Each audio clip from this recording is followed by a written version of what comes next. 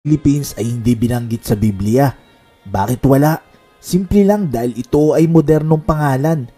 Ang pangalang Pilipinas o Philippines ay nakuha sa pangalan ni King Philip II ng Espanya. Pero noong una, tanging ang lugar ng Leyte at Samar lamang ang tinawag noong Pilipinas.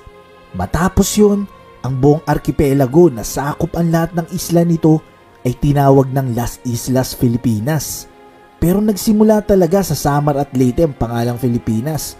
Kumbaga, sila yung original island na binigyan ng pangalang Pilipinas. Pero alam nyo ba na sa mapa ng Espanya na kung saan dito sila sa lugar dinala at bago pa nila ito bigyan ng pangalang Pilipinas o Las Islas Filipinas, ang pangalan na nito ay Ophir? Imagine, ang biblical name or place na Ophir ay nag-appear sa mapa ng Espanya na kung saan nagde-describe ito sa Pilipinas ngayon. Ang lugar na Ophir sa Biblia ay dinescribe na lugar na sagana sa ginto. Una itong nabanggit sa Biblia sa Genesis chapter 10 verse 29 na ito ay isa sa anak ni Joktan.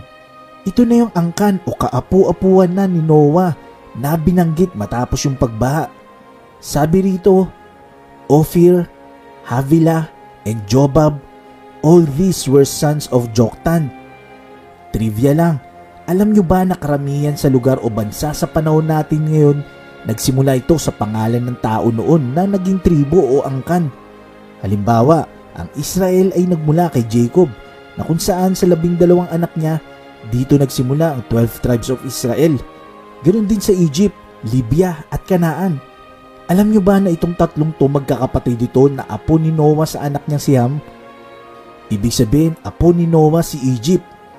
Alam nyo ba na si Egypt ang ama na pinagmulan ng Filisteo o Philistines na mortal na kalaban ng mga Israelita sa panahon ni Haring David? May kita yan sa verse 13 ng Genesis chapter 10.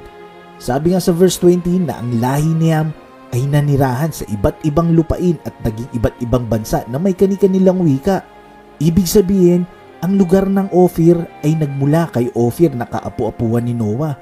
Noong panahon ni Haring Solomon, ang Ophir ay kilala sa napakayamang lugar na pinagmulan ng ginto. Sabi rito, si Haring Solomon ay nakakatanggap ng ginto mula sa lugar ng Ophir. Sabi sa aklat ng Unang Hari, chapter 9, verse 26 to 28, nagpagawa rin si Solomon ng maraming barko sa Ezion Geber. Ang lungsod na ito ay nasa baybayin ng dagat na pula sa lupain ng Edom, malapit sa Elot.